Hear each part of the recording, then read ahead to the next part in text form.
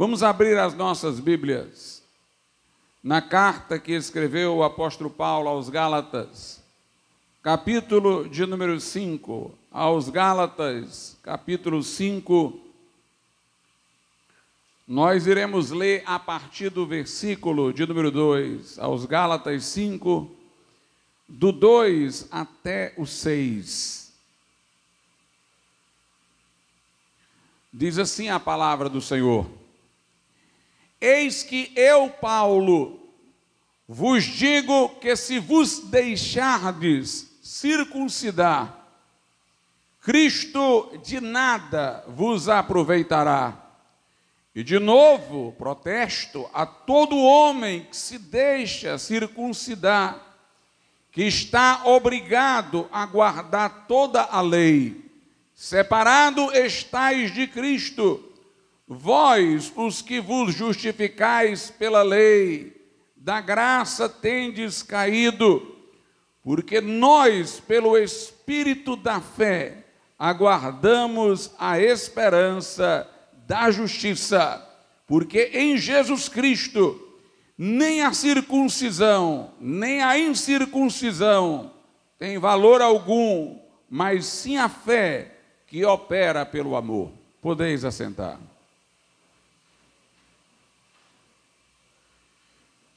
Há um par de termos que o Novo Testamento reitera em inúmeras passagens: a lei e o evangelho, porque estas duas expressões designam algo que Deus nos revelou, e ao mesmo tempo a Escritura nos diz por que motivo cada uma destas coisas foi nos dada ou revelada: a lei, o evangelho. No Velho Testamento, o que o Novo Testamento chama de evangelho era chamado de promessa. Estava lá a lei e a promessa. Porque evangelho é uma expressão que significa boas notícias. Se refere, portanto, a acontecimentos. Estes acontecimentos não haviam se dado no Velho Testamento, mas haviam sido prometidos. As pessoas do velho pacto, elas criam na promessa, na fidelidade de Deus, para fazer acontecer estes eventos que agora nós damos notícia, porquanto já aconteceram. E por isso que nós falamos agora em evangelho, que quer dizer boas notícias. Esses eventos são relativos à pessoa de Jesus, que veio ao mundo enviado pelo Pai, encarnou-se de uma maneira sobrenatural, o Espírito Santo lhe providenciou um corpo no ventre da Virgem Maria. Ele nasceu, cresceu, foi provado e tentado, mas diferentemente de todo ser humano que ele antecedeu, ele não transgrediu a lei de Deus. Adão, que foi criado por Deus no princípio, foi feito à imagem e semelhança de Deus. E não havia mácula em Adão, ele foi criado em inocência. Ele não teria tido dificuldades de obedecer a Deus, não teria inclinações contrárias, paixões que disputariam na sua vontade contra o que Deus estava ordenando. Mas ele, iludido, assim como Eva, pela mentira de Satanás, que lhes incutiu desconfiança de Deus, dizendo que Deus lhes ordenara para não comer do fruto, porque sabia que se comessem ficariam como Deus, já não precisando depender dele.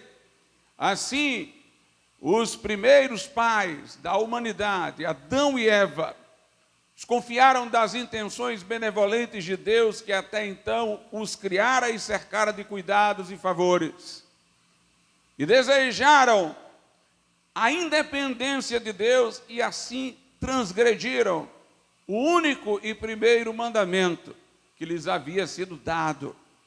E quando eles pecaram, aí sim, a natureza humana neles e nos descendentes, que somos nós, se corrompeu. Corromper é desgastar, é entrar num estado de deterioração ou de putrefação, é perder a consistência. A natureza humana, portanto, ficou devorada, enfraquecida em suas energias morais, para dar ao homem a facilidade de atender ao chamado divino para a obediência. As paixões se tornaram desenfreadas. E na linguagem de Lutero, o homem tornou-se moralmente um ser corcunda, encurvado em torno de si mesmo, prisioneiro do seu desejo de autossatisfação, autogratificação. E este desejo intenso de se autossatisfazer, que tomou conta do homem, a Bíblia chama de concupiscência. Embora a concupiscência pareça um desejo forte de autossatisfação, ela é uma fraqueza. Isso significa que o homem não consegue dar passos além de si mesmo, na direção de Deus.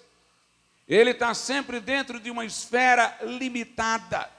Ele não consegue sair de si para chegar ao outro, ao supremo outro, que é Deus. Ele, no caminho, se engoda de novo no labirinto do seu próprio eu. E a Bíblia Sagrada diz que o homem, nesta condição caída, ele está sempre a transgredir os mandamentos de Deus. Ele não consegue obedecer a Deus, como Deus o requer.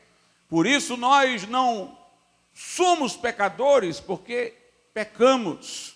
Nós pecamos porque somos pecadores. O problema identificado do fruto provém da raiz que está corrompida. Essa passou a ser a condição do homem. Pecador, transgressor, incapaz de satisfazer as exigências da lei divina, alienado de Deus, inimigo de Deus, perdido e sem salvação. Mas Jesus veio ao mundo de uma maneira diferente. O Espírito Santo foi que formou o seu corpo no ventre de Maria. Jesus não veio de um relacionamento natural.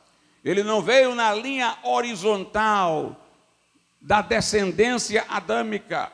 Ele veio mesmo humanamente, de uma forma verticalizada. O Espírito Santo lhe proveu um corpo.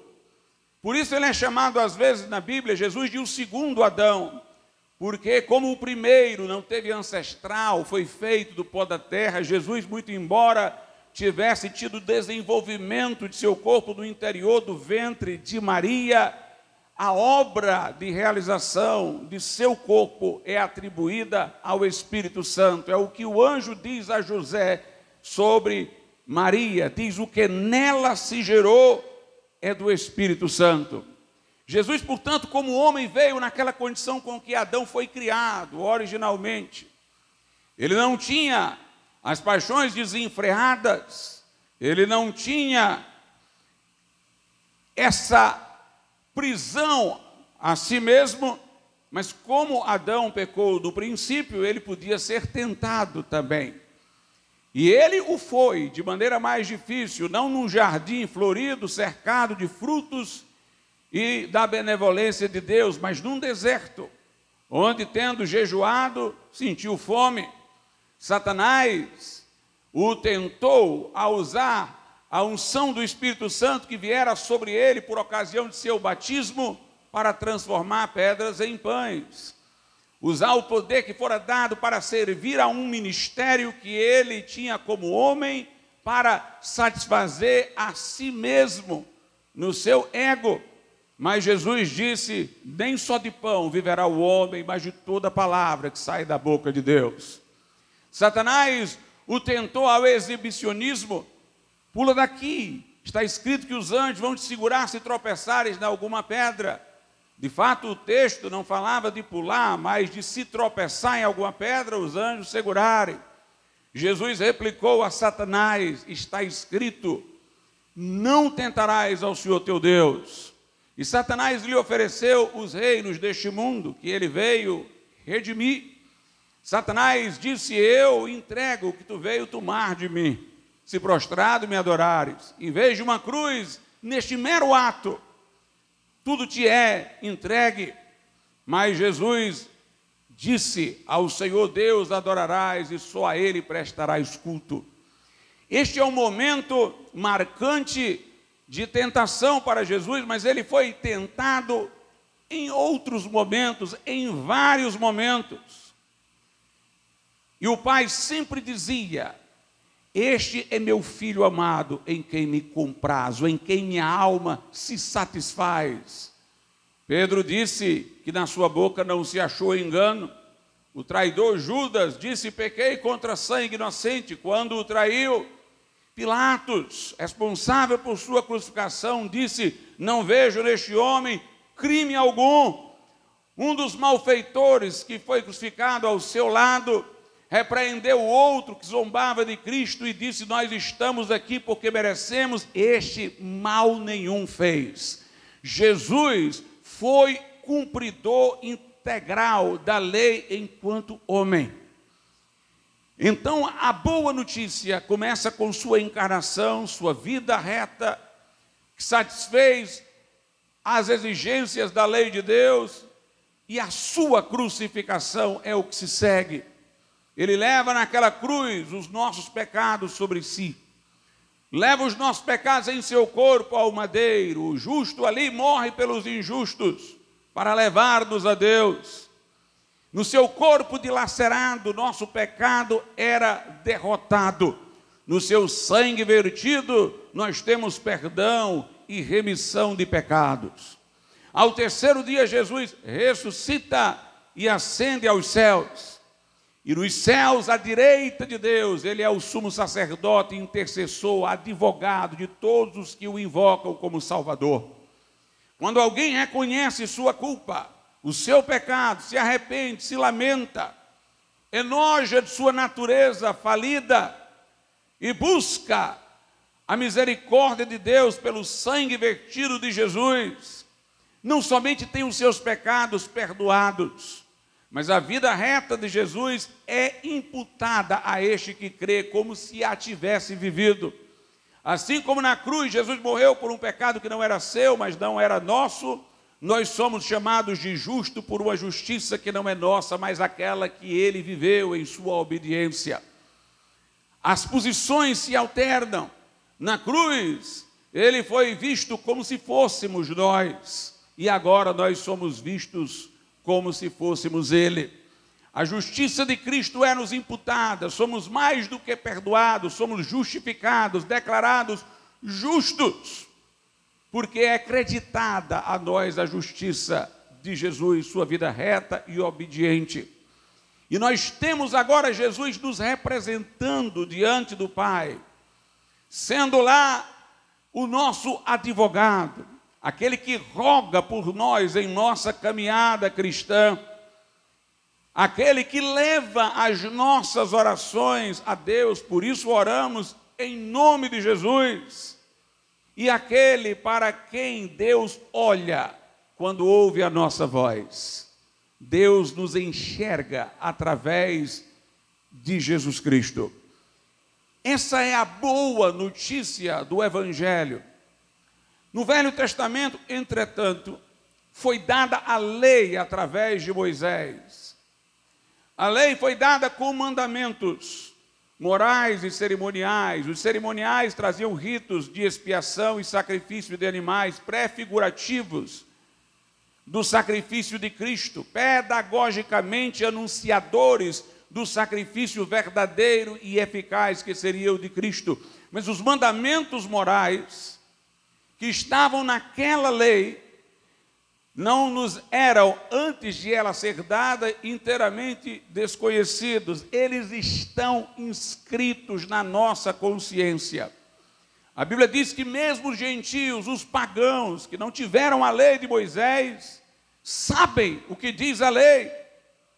Quando eles se comportam, ao menos exteriormente, conforme ela preceitua, quando eles mostram-se envergonhados, quando a descumprem, quando eles ficam indignados, quando outros são descumpridores em seu prejuízo, quando eles julgam os outros, eles mostram que conhecem a lei com a qual também serão julgados.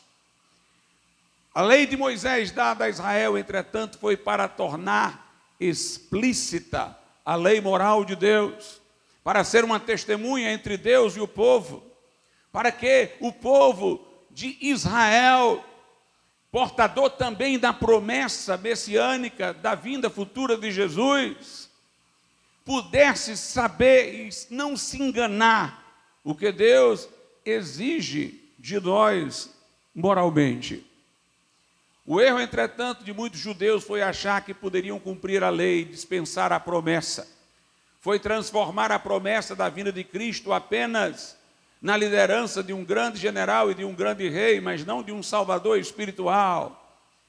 E pensarem que poderiam obter salvação satisfazendo o que a lei exigia. Mas a Bíblia diz, lá na carta de Paulo aos Romanos, capítulo de número 3, versículos de número 19 e 20, qual foi a razão de Deus ter dado a lei? Diz assim: ora, nós sabemos que tudo que a lei diz, aos que estão debaixo da lei o diz, para que toda boca esteja fechada, e todo mundo seja condenável diante de Deus. Por isso, nenhuma carne será justificada diante dele pelas obras da lei, porque pela lei vem o conhecimento do pecado. A lei foi nos dada não para que pudesse nos salvar, ela foi nos dada para que tivéssemos o conhecimento do nosso pecado, para servir de espelho, para enxergarmos o quão pecadores nós somos. A lei de Deus, diz Paulo, é santa, é justa e boa, é espiritual. Nós, entretanto, somos carnais, vendidos sob o pecado. Pela lei, nenhuma carne será justificada diante de Deus. O que a lei faz é nos encurralar diante do juízo de Deus, nos pondo em silêncio, porque não temos desculpas a dar. Mas entendamos, a lei de Deus não exige apenas conduta externa, exige motivação interior. Nós tivemos e temos pessoas que não conhecem o Evangelho, nem depositam fé no Evangelho para a sua salvação, mas que têm conduta honrada na sociedade, do ponto de vista civil, social. São pessoas dignas, e nós não queremos desestimulá-las a viverem honestamente do ponto de vista social, mas elas transformarão essa honestidade com que vivem um grave pecado se elas confiarem nessa honestidade, entre aspas, para serem dignas diante de Deus. Uma coisa são os padrões da sociedade, outra coisa são os padrões de Deus. A Bíblia nos ensina, e eu falei, que o homem caído e corrompido, ele é escravo de sua concupiscência.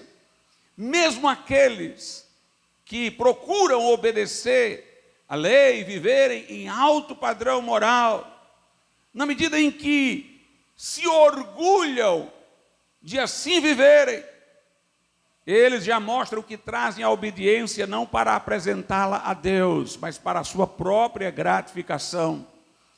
Quando eles usam esta vida que tem mais aceitável socialmente, para se compararem aos que vivem inadequadamente e os desprezam.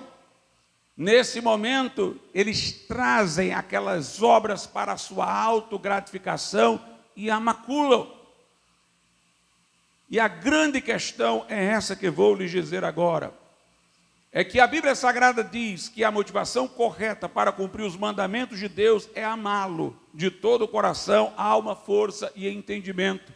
Jesus disse que toda a lei se resume neste mandamento e que amar a Deus desta forma cumpre a lei. Ora, devedores não podem amar a Deus.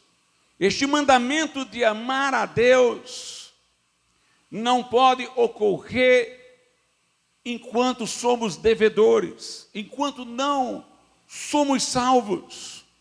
Não pode o homem cumprir este mandamento antes que seja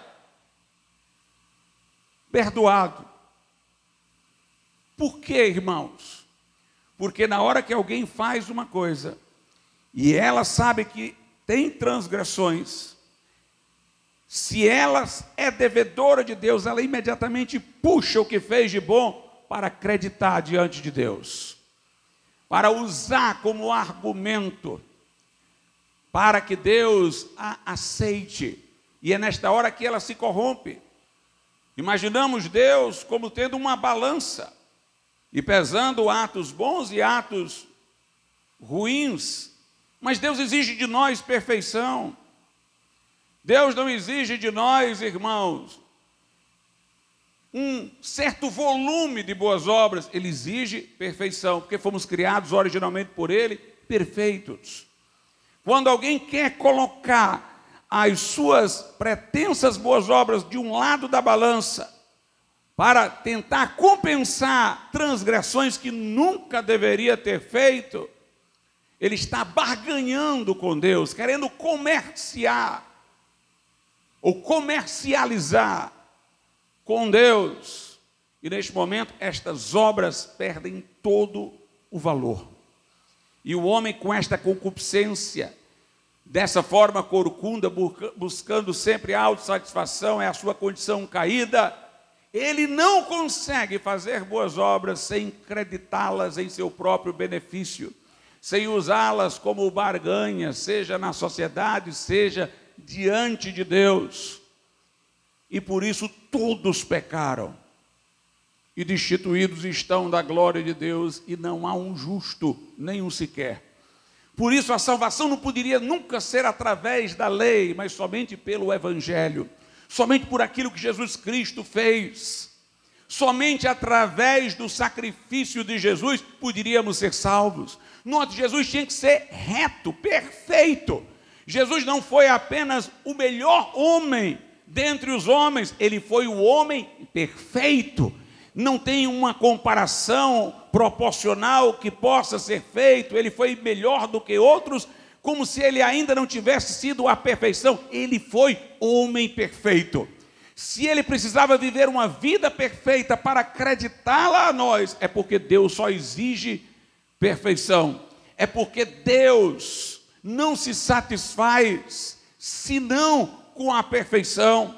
Ele viveu a vida reta, plena e obediente que nós deveríamos ter vivido para acreditar isto a nós. E tomou sobre si os nossos pecados e foi àquela cruz para pagar o preço da nossa redenção. Em Romanos 3, a Bíblia diz assim, a partir do versículo de número 23, porque todos pecaram, observe, e destituídos estão da glória de Deus. Todos os homens, exceto Jesus, todos pecaram e destituídos estão da glória de Deus, sendo justificados gratuitamente, ou seja, não pelas nossas obras. Nós não compramos a justificação com as nossas obras, sendo justificados gratuitamente pela sua graça. Nada poderia ser mais enfático. Nós fomos justificados gratuitamente por graça. Para que ficasse inequívoco, a Bíblia é redundante, foi gratuitamente por graça. É claro que gratuitamente é por graça, mas é para ficar inequívoco. sendo justificados gratuitamente pela sua graça, note, pela redenção que há em Cristo Jesus. O que é redenção? É um resgate pago. Nós somos justificados gratuitamente pela graça através do preço, não que nós pagamos, mas que Jesus pagou, do resgate que há não em nós, mas em Cristo Jesus. O verso 25 diz: ao qual Deus propôs para propiciação pela fé no seu sangue. Ou seja, nós confiamos no sangue de Jesus, nós confiamos no sacrifício de Jesus para perdão dos nossos pecados, para a salvação de nossa alma. Não confiamos em nós mesmos, não confiamos em nossos méritos, não confiamos em alguma instituição, nós confiamos em Jesus e no que Ele fez por nós na cruz do Calvário, ao qual Deus propôs para a propiciação pela fé no seu sangue, para demonstrar a sua justiça, pela remissão dos pecados dantes cometidos sob a paciência de Deus. O versículo 27 diz: onde está logo a vanglória? Quem é que pode se vangloriar diante de Deus? Nem os salvos podem, porque não fomos salvos por méritos, obras, por aquilo que fizemos, mas por aquilo que Jesus Cristo fez. Onde está logo a vanglória? É excluída. Por qual lei? Das obras? Não, mas pela lei da fé. Concluímos, versículo 28, pois que o homem é justificado pela fé sem as obras da lei. Somos justificados através da fé, sem as obras da lei, apenas pela fé. É interessante que este é o coração do Evangelho, que o homem é justificado, absolvido, inocentado no tribunal de Deus, aceito por Deus, não por méritos, obras, santos, peregrinações, penitências, purgatório, mas apenas pela fé em Jesus Cristo. Este é o coração do Evangelho. E a Bíblia é tão radical quanto a isso.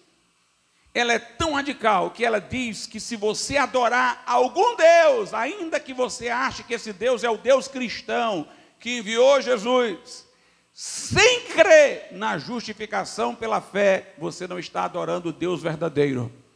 Você está adorando um ídolo, um falso Deus. Que coisa impressionante, que ênfase forte, irmãos. Às vezes nós estamos evangelizando alguém, falando que a salvação é apenas através de Jesus, através do seu sacrifício, e a pessoa diz: eu não acredito como você, mas o nosso Deus é o mesmo Deus, Deus é um só.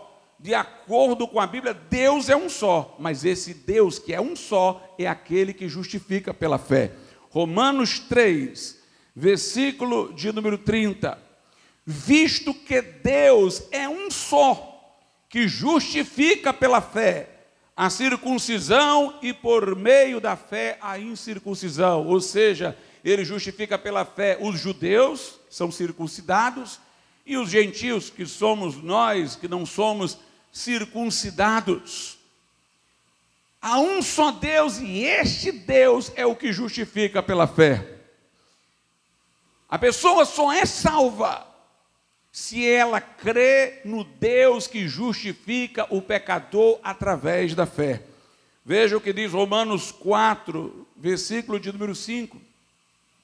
Paulo diz: mas aquele que não pratica. Quando ele diz aquele que não pratica, ele não quer dizer que o crente salvo não quer obedecer a Deus.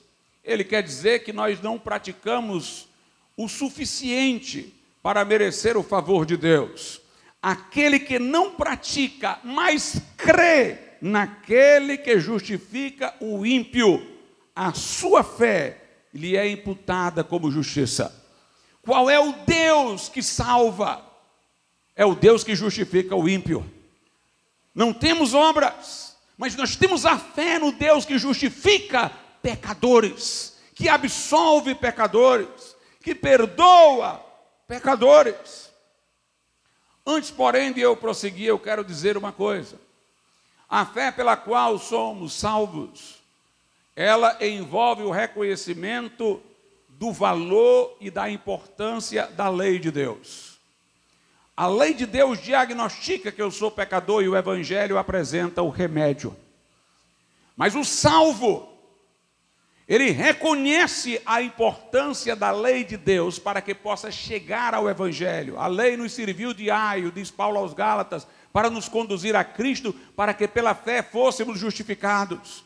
Ninguém acorre para Cristo como deve, lhe confia a vida para que ele a salve, sem que primeiro sinta a espada da lei ferindo a sua consciência, sem que primeiro veja a exigência perfeita da lei de Deus e a gravidade do seu pecado e o estado corrompido de sua natureza. Por isso, em Romanos 3, eu vou ler o 30, que eu já li, agora o 31.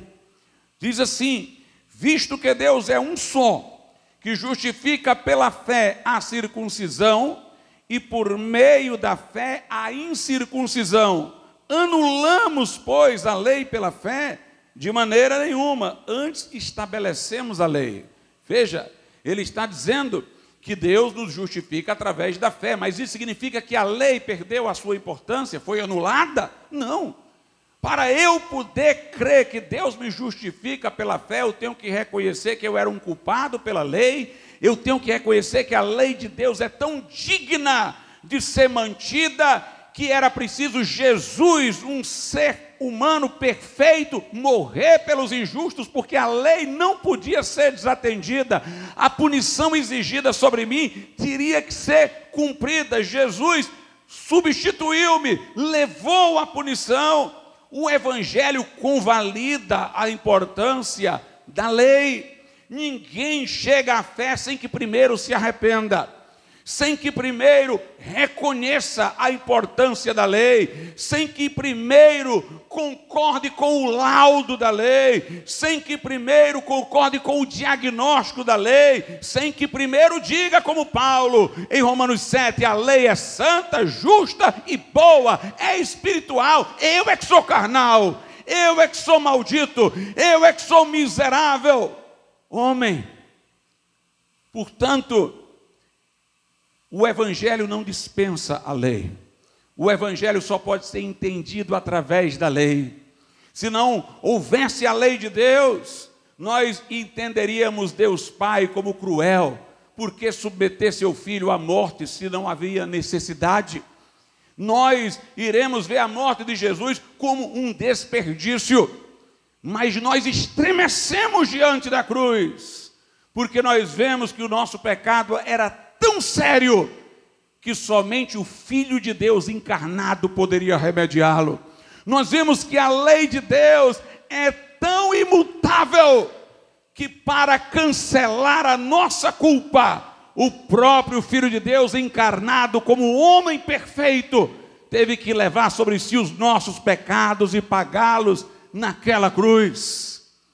Portanto, nenhuma pessoa que acorre a Jesus Cristo em fé para a sua salvação é uma pessoa leviana, que diz, eu agora creio em Jesus, sou perdoado e vou viver uma vida de pecado porque já estou perdoado. Não, ninguém chega a Jesus sem estremecer.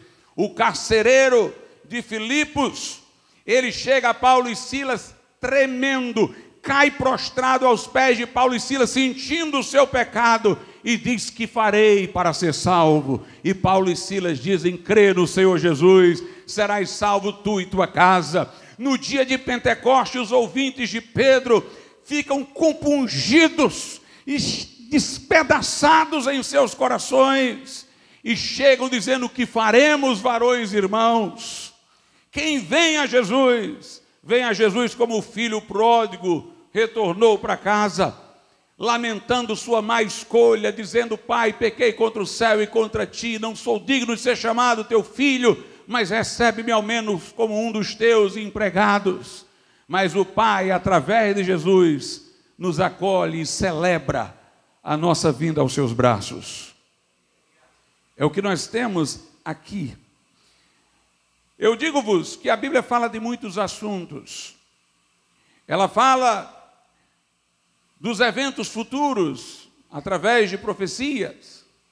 Fala sobre a vida cristã e o crescimento na vida cristã.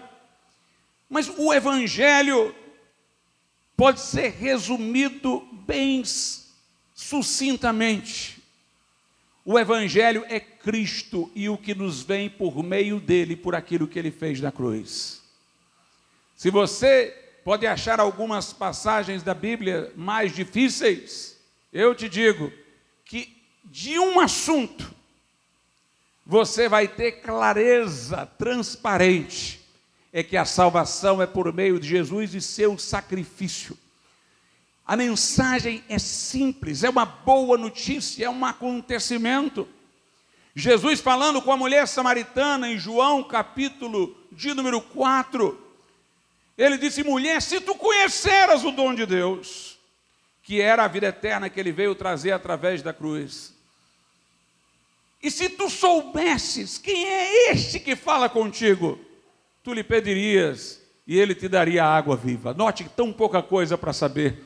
Ela precisava saber do dom de Deus, do presente de Deus, a vida eterna por meio do sangue de Jesus, e ela precisava saber quem Jesus era. Depois era só invocá-lo e ela receberia. Lá no Evangelho de João, num dos últimos capítulos, João diz: Jesus fez muitas outras coisas além destas que eu relatei, mas estas foram escritas para que creais que Jesus é o Filho de Deus, e para que, crendo nele, tenhais vida em seu nome, em sua pessoa. Veja o que a Bíblia Sagrada diz na primeira epístola de João, capítulo de número 5, versos 10 e 11. Quem crê no Filho, em si mesmo tem o testemunho. Quando nós cremos em Jesus, o Espírito Santo, conforme Romanos 8, testifica com o nosso espírito que agora somos filhos de Deus, herdeiros de Deus e co-herdeiros com Cristo. Quando alguém crê de verdade, tem imediatamente o testemunho do Espírito em seu coração que foi perdoado. Quem crê no Filho de Deus, em si mesmo tem o testemunho. Quem a Deus não crê, mentiroso fez, porquanto não creu no testemunho que Deus de seu Filho deu. E o testemunho é este, é só isso, que Deus nos deu a vida eterna, e esta vida está em seu Filho. Quem tem o Filho tem a vida. Quem não tem o Filho de Deus não tem a vida. Para que as portas da salvação se nos abram, o caminho é bem simples. 1 de João, capítulo de número 1, versículos 8 e 9. Se dissermos que não temos pecado, se nós quisermos ocultar que somos pecadores, enganamo-nos a nós mesmos, e não há verdade em nós. Se confessarmos os nossos pecados, Ele, Jesus, é fiel e justo para nos perdoar os pecados e nos purificar de toda injustiça. Se você negar a sua condição miserável, não há salvação para você, mas se você reconhecer e recorrer a Jesus, terá perdão, terá purificação, terá salvação. Esta é a mensagem do Evangelho, é o coração do Evangelho. A Bíblia nos ensina, irmãos, que nós devemos nos dirigir a Deus confiando apenas em sua misericórdia e graça, no que Jesus Cristo fez e nunca nas nossas obras. Lá no livro do profeta Daniel, nós temos a seguinte oração de Daniel, e olhe que ele era um homem de Deus, um profeta. Daniel 9, ele diz assim, primeiro eu leio os versos 8 e 9. Ó Senhor, a nós pertence a confusão de rosto, aos nossos reis, aos nossos príncipes e a nossos pais, porque pecamos contra ti. Ao Senhor nosso Deus pertencem a misericórdia e o perdão, pois nos rebelamos contra ele. Em Daniel 9, ele diz no versículo 18: inclina, ó Deus meu, os teus ouvidos e ouve, abre os teus olhos e olha para a nossa desolação, e para a cidade que é chamada pelo teu nome, porque não lançamos as nossas súplicas perante a tua face, fiados em nossas justiças, mas em tuas muitas misericórdias. Que coisa gloriosa! A Bíblia diz que Abraão, que viveu no Velho Testamento, foi justificado também por fé, não pela fé no Evangelho, não haviam os acontecimentos para que fosse dada a notícia. mas pela fé na promessa de que os eventos ocorreriam. E veja como Paulo diz em Romanos 4 sobre a fé de Abraão. Romanos capítulo de número 4, a Bíblia Sagrada diz no verso de número, vou ler a partir do 16, Romanos 4 a partir do 16, ou a partir do 15, vamos ler a partir do 15, porque a lei opera ira, porque onde não há lei também não há transgressão, portanto é pela fé, a salvação é pela fé, para que seja segundo a graça, a fim de que a promessa seja firme a toda a posteridade, não somente a que é da lei, ou seja, os judeus que receberam a lei, mas também a que é da fé, que teve Abraão, o qual é pai de todos nós, como está escrito, por pai de muitas nações te constituí, perante aquele no qual creu, a saber Deus, o qual vivifica os mortos e chama as coisas que não são como se já fossem. Preste atenção, a Bíblia diz que Abraão creu no Deus que vivifica os mortos e no Deus que chama à existência as coisas que não são como se já fossem. No Deus que no princípio disse, haja luz, não tinha nada e veio a ser luz. No Deus que chamou Lázaro do túmulo e Lázaro veio. Note, as duas situações parecem situações irremediáveis. Um morto parece não ter solução para ele, um morto não pode oferecer nada. Um morto, se for ressuscitado, é agente passivo, ele sofre ação, ele não produz ação. O nosso Deus é o Deus que vivifica os mortos. Nós não temos nada a oferecer a Deus, nós somos como mortos, nós somos pecadores, não existe em nós mérito nenhum, mas nós cremos no Deus que vivifica os mortos. Nós somos como nada, mas Deus falou ao nada, haja luz e houve luz. Ele chama as coisas que não são como se já fossem e elas passam a existir. Nós não éramos nada, nós não tínhamos nada, mas Deus nos deu. Essa foi a fé de Abraão. O texto em seguida vai nos lembrar que Deus prometeu que o Messias viria da descendência de Abraão, mas Abraão era um homem velho, de corpo amortecido, sua esposa era estéril, mas ele creu na promessa. Ele não olhou para o estado de seu corpo, nem para a esterilidade de Sara, ele creu que Deus era poderoso para cumprir o que estava prometendo, ele se agarrou à sua fé. Diz aí a partir do verso 18, o qual em esperança creu contra a esperança, ou seja, na esperança que a promessa de Deus lhe deu, ele creu contra a esperança que ele via no seu corpo, de que era não ter filho algum, tanto que ele tornou-se pai de muitas nações, conforme o que lhe fora dito, assim será a tua descendência, e não enfraquecendo na fé, não atentou para o seu próprio corpo já amortecido, pois já era de quase 100 anos, nem tampouco para o amortecimento do ventre de Sara, sua esposa, e não duvidou da promessa de Deus por incredulidade, mas foi fortificado na fé, dando glória a Deus, estando certíssimo de que o que ele tinha prometido também era poderoso para o fazer. Assim, a sua fé, lhe foi imputada como justiça. Nós temos que nos reconhecer mortos para sermos vivificados, como nada para Deus criar alguma coisa em nós, como pecadores para sermos justificados. Temos que chegar a Ele compungidos, temos que chegar a Ele trêmulos, temos que reconhecer a força da sua lei para cair aos seus pés. Quando nós pensamos nas coisas que impedem pessoas de se converterem, vamos enumerá-las.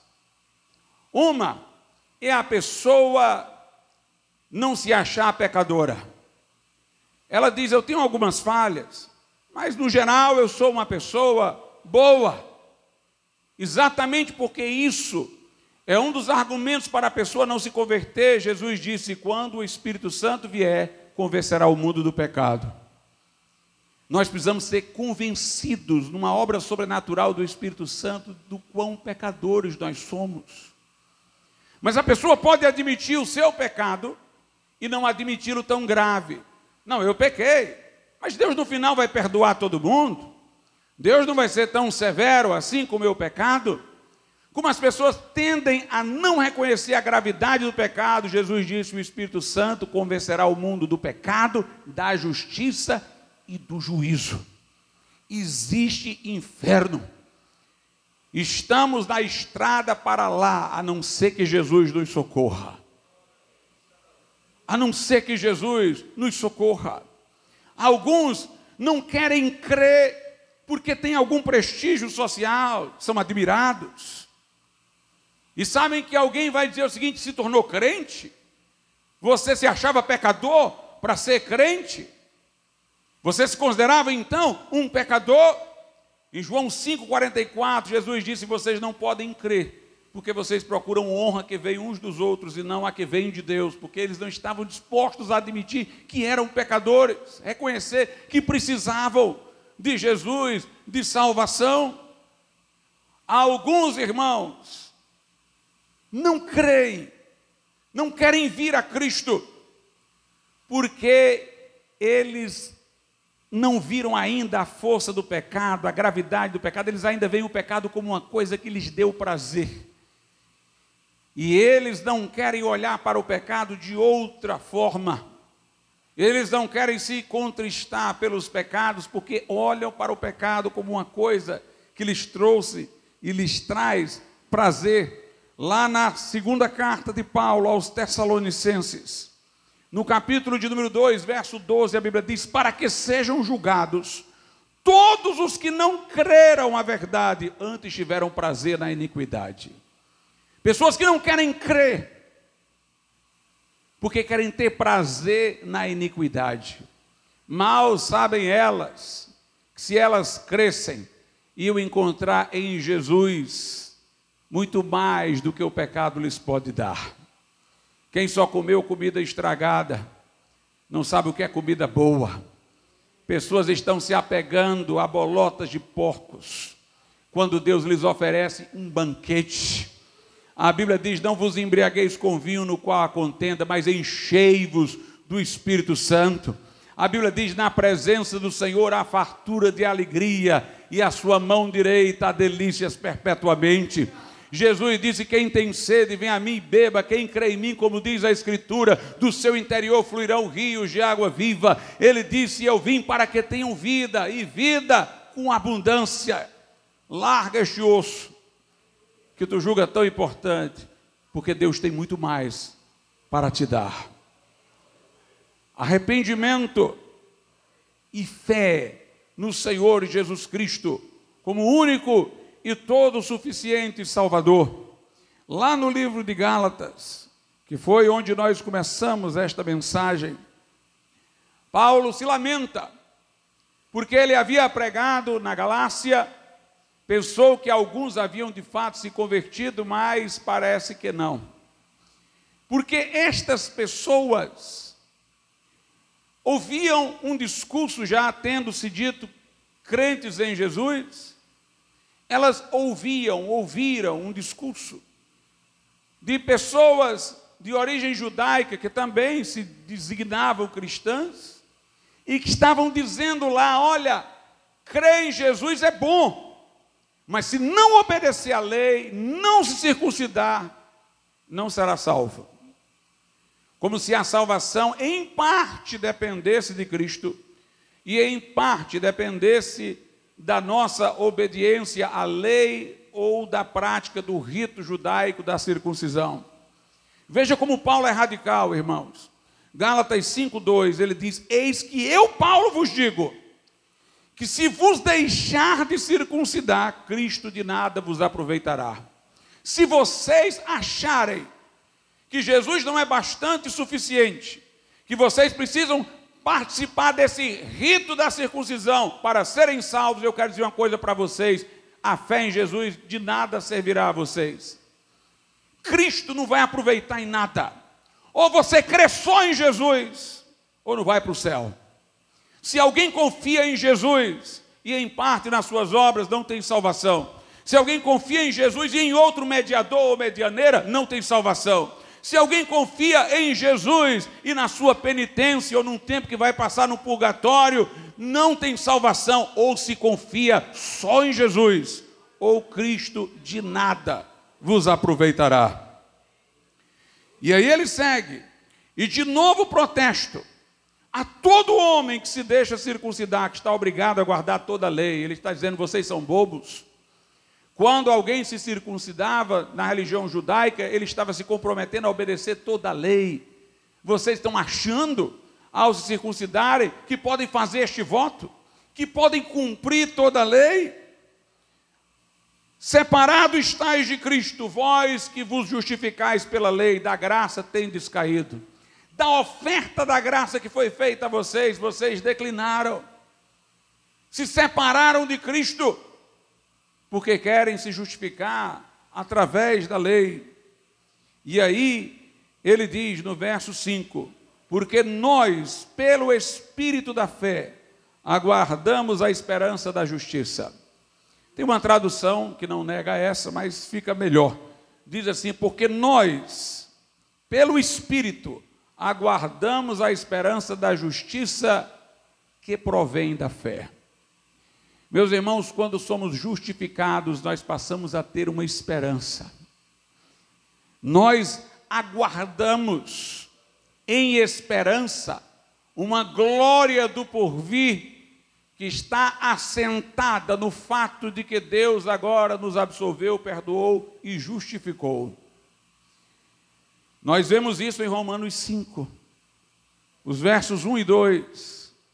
Diz assim, tendo sido, pois, justificados pela fé, temos paz com Deus por nosso Senhor Jesus Cristo, pelo qual também temos entrada pela fé a esta graça na qual estamos firmes e nos gloriamos da esperança da glória de Deus. Havendo sido justificado, inocentado, absolvido, perdoado no tribunal de Deus, eu agora tenho paz com Deus. Não há mais endividamento. Eu fui absolvido, tenho paz com Deus por nosso Senhor Jesus Cristo.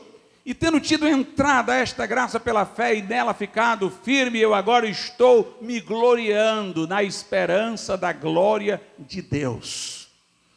O Senhor dá graça e glória, graça agora e a glória do porvir. Nós, meus irmãos, vivemos na esperança do céu, da glória celestial.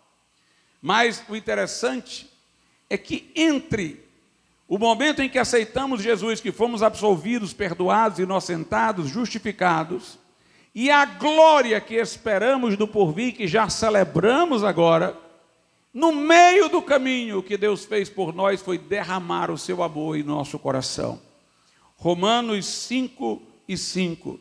E a esperança, essa esperança que temos da glória, não traz confusão, porquanto o amor de Deus está derramado em nossos corações pelo Espírito Santo que nos foi dado.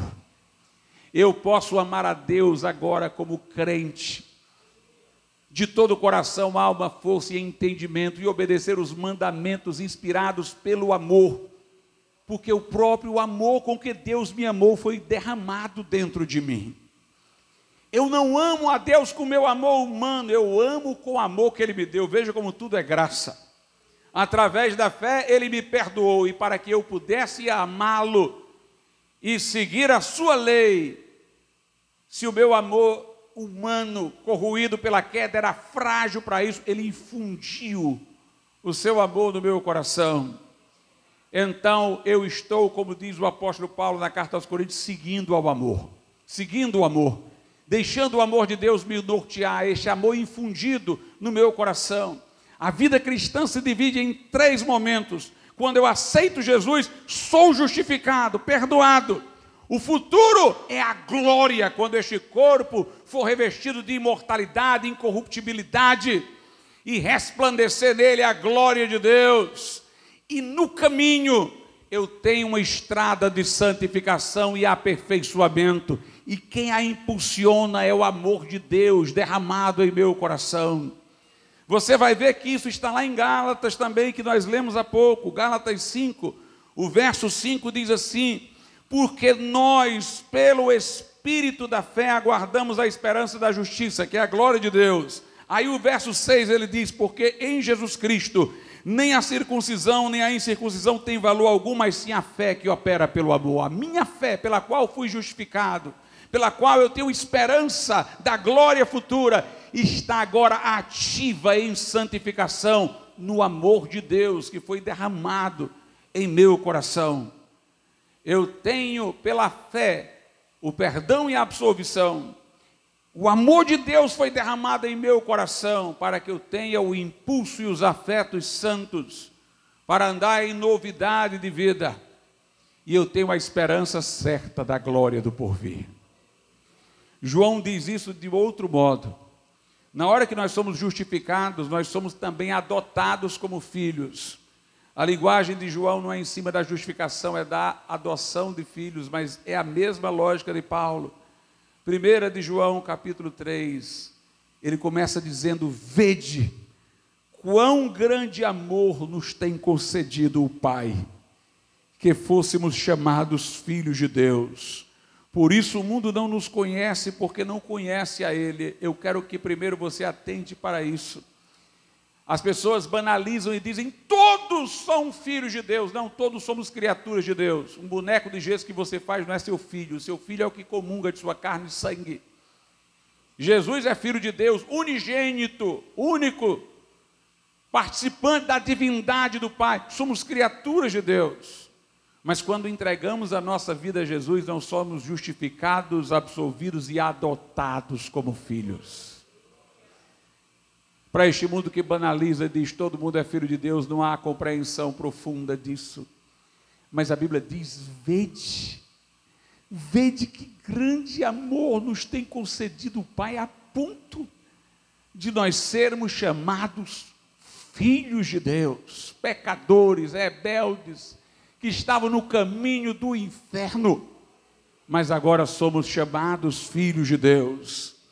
No verso 2 ele diz: amados, agora somos filhos de Deus, recebemos a adoção, e ainda não é manifestado o que havemos de ser, a glória futura. Nós somos filhos de Deus, mas se olha para nós ainda somos comedores de arroz e feijão, dormimos, nos cansamos, nossos cabelos se embranquecem, já somos, mas não se manifestou ainda o que havemos de ser.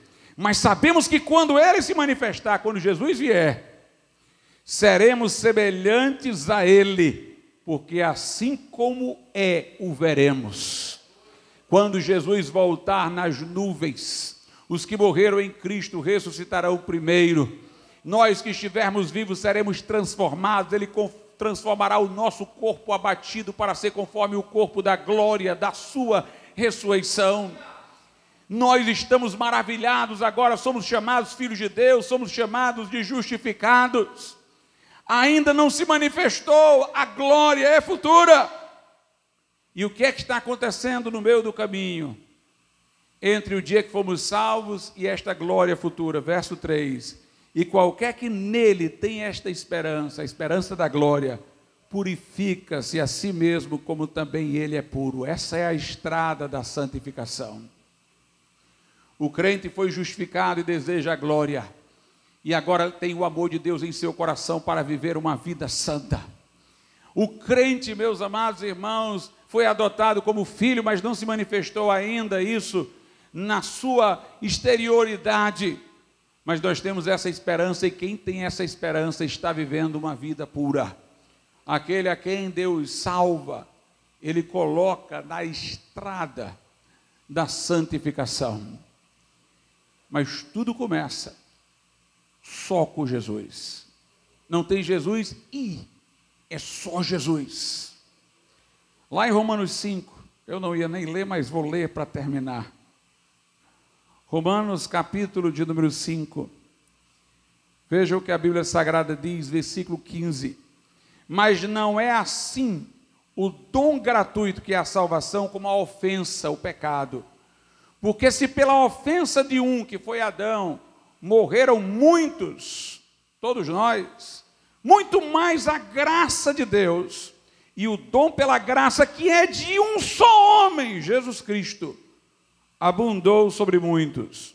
Verso 17, porque se pela ofensa de um só, Adão, a morte reinou por esse, muito mais os que recebem a abundância da graça e do dom da justiça reinarão em vida por um só, Jesus Cristo.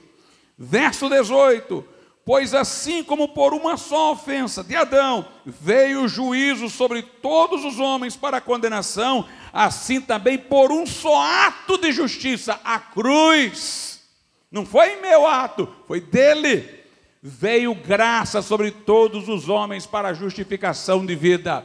Porque como pela desobediência de um só homem, Adão, muitos foram feitos pecadores, assim pela obediência de um, de Jesus, não pela minha, pela dele, muitos serão feitos justos. Nós somos salvos pela obediência dele, nós somos salvos pela morte dele, nós somos salvos pela pessoa dele, por um só, Jesus Cristo, o único e todo suficiente Salvador. Vamos ficar de pé.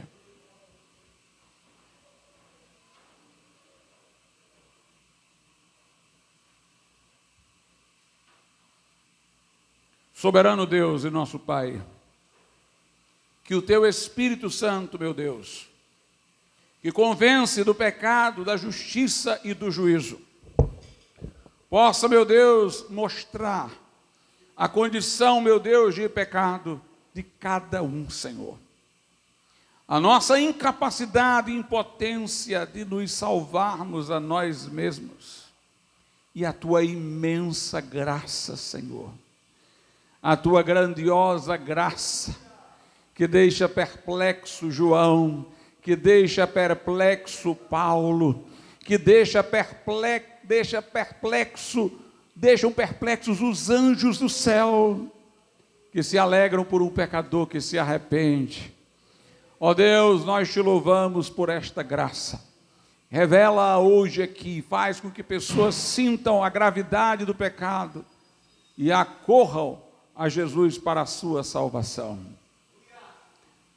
Em nome de Jesus. Amém. A mesma Bíblia que celebra dizendo, vejam como é grande, que espantoso. E aqui também diz, como escaparemos nós se negligenciarmos tão grande salvação? O que você acha que Ele espera? Se você sendo uma pessoa pecadora como eu, e Jesus veio por você e morreu na cruz, e você não se arrepende do seu pecado e vem a Ele com fé e confia apenas nele, o que você acha que vai acontecer? Se você quiser só apostar em Jesus, eu creio nele, creio também nisso aqui, creio também nisso daqui, creio nas minhas obras, vamos ver o que é que dá. Jesus não vai salvar a ninguém de quem Ele não seja o exclusivo Senhor e Salvador. Por isso, nessa noite, reconhece o teu pecado. Reconhece que não há salvação fora da cruz, fora do sangue de Jesus. E entrega a tua vida a Jesus Cristo como o teu único e todo suficiente Salvador. Se você quer entregar nesta noite sua vida a Jesus, levante sua mão e nós vamos orar por você. Se houver alguém nesse lugar que diz, pastor, eu não sou crente da maneira que vocês entendem esta palavra, eu não tenho certeza da minha salvação, eu não havia entendido antes que a fé salvadora exigia que eu me apoiasse apenas no Senhor Jesus e na sua obra. Eu achava que poderia compensar coisas erradas que fiz com outras obras boas que fiz. Mas eu agora reconheço que não tenho nada, que Jesus tem tudo. E eu quero entregar a minha vida a Jesus. Levante a sua mão. Se você quer tomar esta decisão, eu quero orar por você. Você pode ter vindo aqui, ir embora e não se deu conta de que chegou na porta do céu e recuou. Tudo continuará do mesmo jeito, mas esse dia pode ser um dia singular. Se você disser, Jesus, salva-me, Jesus, salva-me. Uma decisão que pode mudar o curso dos acontecimentos na tua história, que pode te tirar de uma estrada que conduz ao juízo e à condenação e te colocar no caminho do céu. Mas só você pode decidir. Só você pode, pela sua vontade, tomar uma decisão. Entrega teu caminho ao Senhor. Confia nele e o mais ele fará. Jesus chamava pessoas publicamente: vem e segue-me. E elas vinham. Glória a Deus. Deus abençoe meu irmão, minha irmã. Se reconciliar com o Senhor, vamos orar.